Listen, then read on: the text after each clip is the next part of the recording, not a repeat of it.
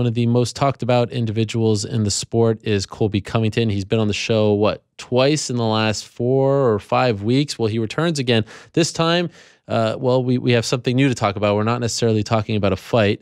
There was an incident, as you may have heard, in Sydney involving Fabricio Werdum and a Boomerang. He was subsequently sent home as a guest fighter from the event, and he now is kind enough to join us via the magic of Skype. There he is, Colby Covington, the one of the most talked about men in MMA, one of the most hated men in MMA. He joins us now on. Does that make you feel bad? Are you offended when I say that? When I say you're one of the most hated men, or is that accurate? No, hate is just another word for love, really. So, I understand what you're trying to say, Ariel. Okay, fair enough. Okay, so let's talk about Sydney.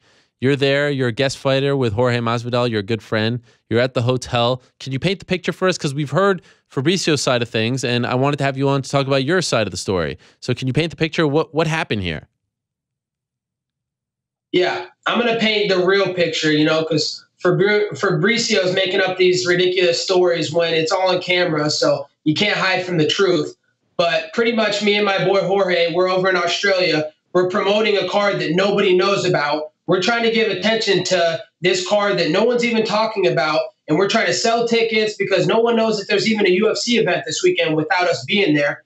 And I'm outside. I'm waiting curbside to get in my taxi, and I'm looking down at my Twitter, and I'm talking shit to Tyrone Woodley. Hey, Tyrone, stop being scared. And out of nowhere, boom, I get hit across the face. And I'm like, whoa, whoa, whoa, what's going on? I look up. It's Fabricio Werdum, and he's screaming at me. Oh, he's screaming these anti-gay slurs. Oh, I'm going to kill you. He's walking at me with his coach, Rafael Cordero. Oh, we're going to kill you. They're backing me up. I'm like walking back. Yo, get the fuck away from me. What are you doing, man? You guys, you're professionals. And then all of a sudden, John Wood jumps in the middle of it and a couple security guards. And they're like, yo, you're not going to attack him. Get away from him. What are you doing? And Fabricio's still yelling at me, oh, I'm going to kill you, Colby. Oh, you're dead. He picks up a boomerang and tosses the boomerang at my face. And I kind of got lucky and I ducked it because I have, impeccable reflexes. But, luckily it didn't hit me square in the face. And it just kind of hit me off the side of the face. But, they use boomerangs in Australia to hunt kangaroos. They don't use boomerangs. People are saying this isn't a weapon. This is a weapon.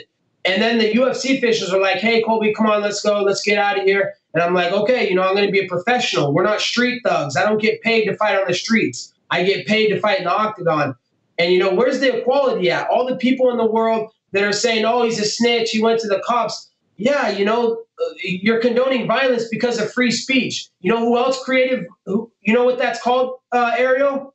What? That's called fascism. You know who else believed in fascism? Who? Adolf Hitler and the Nazis. Oh, God. Okay. So it's not okay, Ariel. What he did, there will be justice served. Now he's in the hands of the Australian police. He's making a joke about it, going around, oh, the boomerang, oh, la, la, la. He thinks it's a joke. This ain't a joke, man. He came up and attacked me, Ariel. Take away the fact that we're pro fighters, Ariel. If you're out in the street and someone comes up in the street and hits you in the face because of some comments you made on MMA Hour, would that be okay, Ariel? I mean, no, absolutely not. Let me ask you this. The general consensus seemed to be that he hit you with the boomerang. You're saying that he actually punched you first and then hit you with the boomerang? Yeah, the first thing that happened, I'm sitting outside waiting for my taxi to go to Fox Sports Australia, and I get hit in the face, sucker punch style. Like I wasn't looking, I'm looking down at my phone, tweeting at Tyrone Woodley, and all of a sudden I get hit in the face from the side. And I'm like, whoa, what's going on? Like I'm a little concussed, like a little bit messed up in the head, like, whoa, what just happened? Like all this heat of the moment type stuff.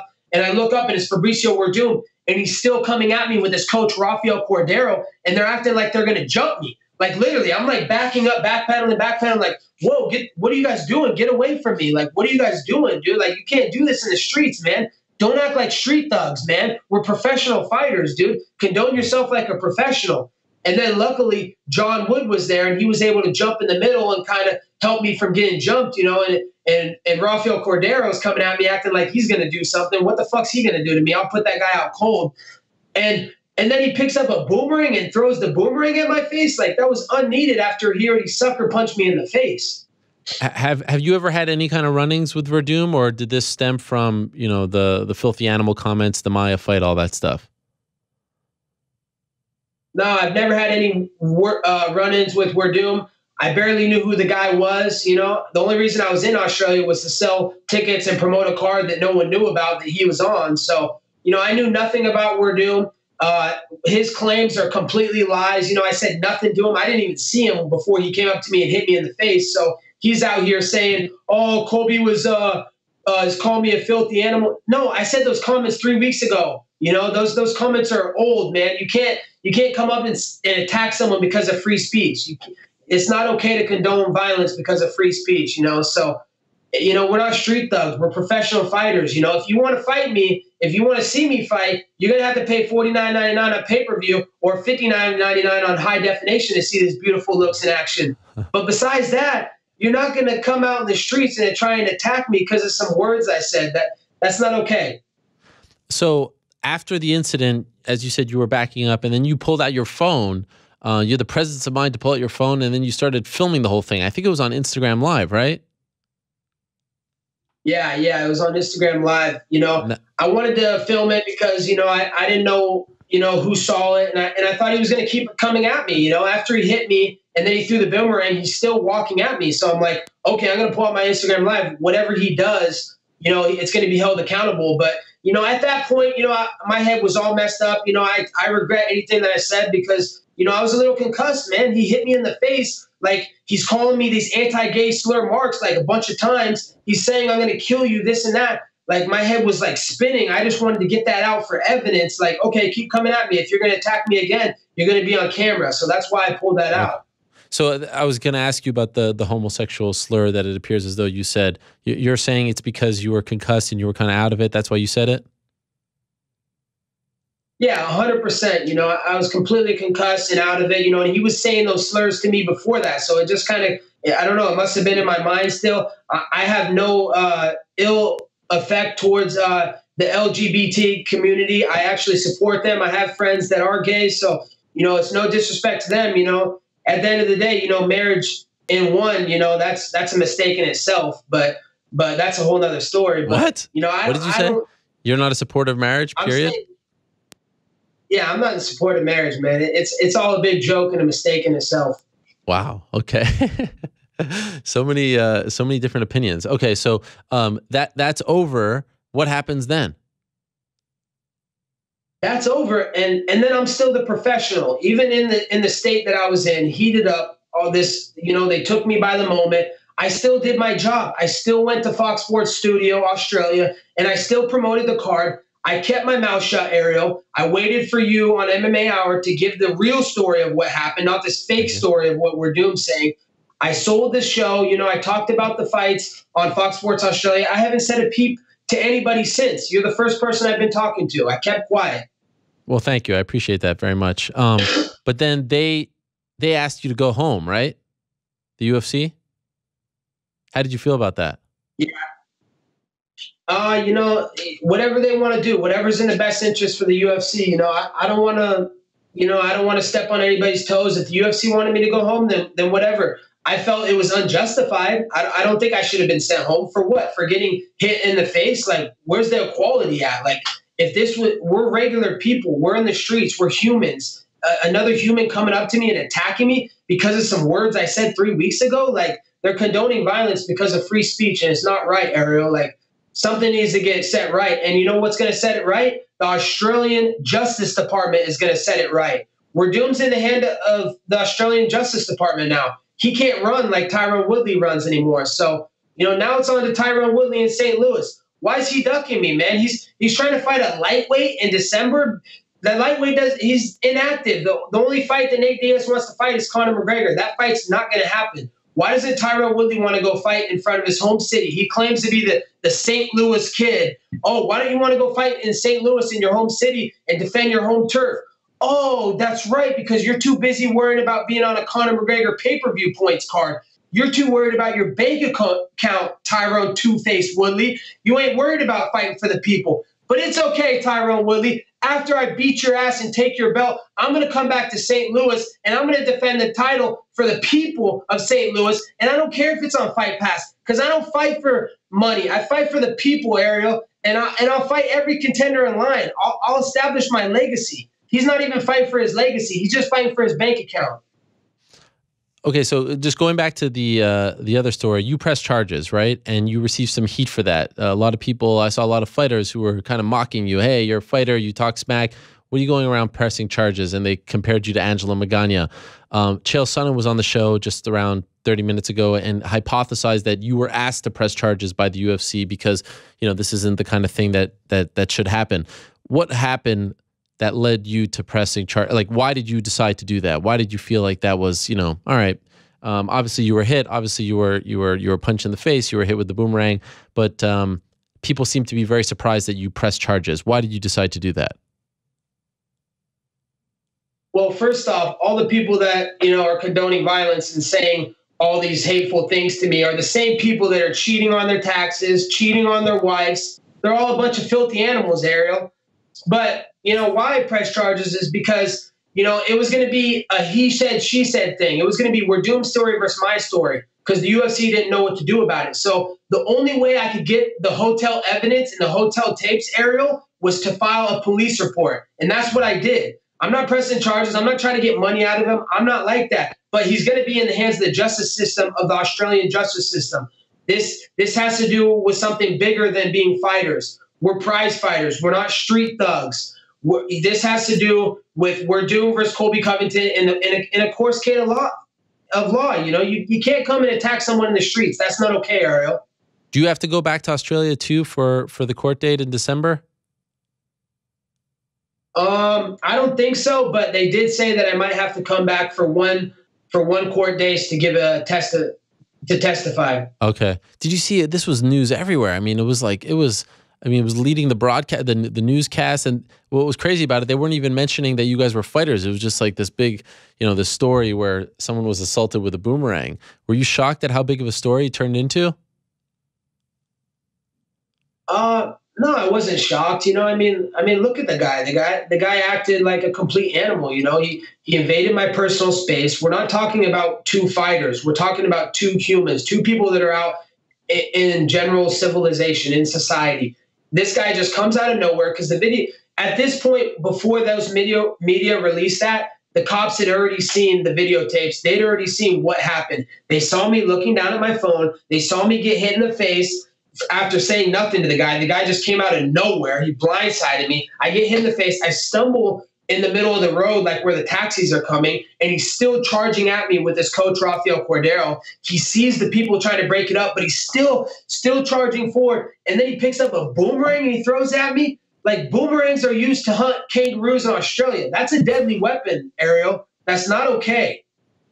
What about this Bilal Muhammad saying all these things about you, saying that you'll end up in ICU if he sees you, things like that? Have you heard these comments after his win on Saturday? And are you increasingly, I don't know, maybe a little concerned that people are going to start attacking you every time you go out to like an MMA event where you're recognized and there's fighters who maybe don't like some of the things that you've said? I don't even know who that is. I've never even heard that name in my life, Ariel. Okay. Fair enough. Are you worried though that people like do you fear for your safety? No, you know, let me tell you why I don't fear for my safety. I had to make a point versus Werdum. You know, we're humans. You know, if you want to talk crap to me, go to my Twitter, go to my Instagram. Say my Instagram and Twitter, by the way, is @ColbyCovMMA. Any of you people in the world, come to my social media. Say whatever you want to say. You want me to die? Anti-gay? You fuck my mother? Whatever you want to say. All these negative things, you're entitled to free speech. You can say whatever you want to say, Ariel. But the second you invade my personal space and you condone violence, that's not okay. You cannot invade my personal space and hit me. That just because of my free speech, that's not okay. So I'm not concerned if these filthy animals want to come try and invade my personal space because it's my free speech. Then they're going to pay and they're going to get consequences from the law. By the way, you're at ATT right now, right? Yes, sir. What's it like there? ATT, baby. Home to a lot of Brazilian fighters. What's it like? How are they towards you? Oh, man. it's like a reality show. I love it. I really enjoy it, man. It's, ATT is the greatest gym in the world. Thank God for Dan Lambert and John Hartnett. We got a great team over here, but, it is what it is. If these people, they want to hate on me, whatever. I'm the biggest talked about thing in MMA right now. I'm the face of the fight game right now. And, I'm not out to make friends, Ariel. I'm out to have my world championship. This is a one-man sport. I represent American Top Team. If someone doesn't want to be my friend, that's their choice, and that's their opinion. And I'm not going to come up to them and hit them in the face because of their opinion. Did you clear the air with Ricardo Laborio? Who's Ricardo Laborio? Never heard of that name in my life. Okay. So where do things stand as far as your next fight is concerned? When do you think we'll see you back in there? You can see me as soon as next weekend in UFC Shanghai if Tyron Woodley signs the papers. But, December 30th, I'd love to get in there with him. But, as soon as Nate Diaz, obviously this fight's never going to happen. He's not going to fight Tyron. He's a lightweight, and he only wants the McGregor fight. As soon as that fight doesn't happen, watch. Tyron Woodley's going to pull out. He's not going to even talk about UFC 219 December 30th. He's going to talk about, oh, my shoulder's hurt now. Oh, I got to go do this and that. Remember how he was making that story up that his shoulder was hurt and he couldn't fight till March or April? Yes, now, I had heard that his shoulder was hurt. Yeah, now his story, I can fight in December against a lightweight. Like, come on, man. All these guys are faking it. They're lying to the media, Ariel. I come on MMA Hour. Thank God for Ariel Helwani's show. And I say the truth. I present the truth. And I only talk the truth. I don't say these criminal type things. I don't lie. I come here and say the truth. So whenever Tyron Woodley, his little sore vagina heals up, I'm ready to go whenever. He should defend it in St. Louis. I don't see why he wouldn't want to. If he doesn't fight you next, if he takes some time off, if he tries to fix his shoulder, what do you do then? Are you going to wait for him? Are you going to fight someone else? Are you going to remain active? What do you think you'll do? Maybe I should do the same thing he did. Oh, after he got a split decision win over Gastelum. Oh, I'm going to wait. I earned my title shot. Oh, blah, blah, blah. I earned it. But, it is what it is. If he's going to be sitting out to the end of next year, which I bet he will, because he knows that I'm next in line, I'm the only realistic option right now at welterweight for a title shot. Wonder Boy lost twice. Lawler was knocked out in 2 minutes. They can't sell that fight. That fight doesn't make sense to sell again. So I'm next in line. So I'm sure he's going to sit out to the end of next year, but that's okay. If he wants to sit out to the end of next year, I'll get an interim title and I'll bitch slap him with the interim title. Final thing, any message for Fabricio Werdum? Fabricio, you messed up, dude. You messed with Oregon's biggest bad guy, and you did it the wrong way, man. There's a way to go about your business. You can't come and invade people's personal space because of free speech. Now you're in the hands of the Australian police, and I'm on to bigger things. Tyron Woodley. Fabricio Werdum, you're a thing of the past. I am the future. I'm taking over the game. Thank you, Colby. Appreciate you coming on, clearing the air, and stay safe out there, all right? Thanks a lot, Ariel. Everywhere I go, I got to have security guards now, so I'm going to try and stay alive out here. All right. All the best to you, Colby. Appreciate it. We'll talk to you soon. There he is, Colby Covington stopping by. In fact, someone sent me an email earlier this morning. What's the young man's name? Young man sent me an email telling me how much he loves Colby Covington and wants Colby Covington to know how much that he appreciates him. So he is not hated by everyone. Some do like what Colby Covington is doing. We'll see what happens as far as his next fight is concerned. Of course, that incident with Fabricio Werdum.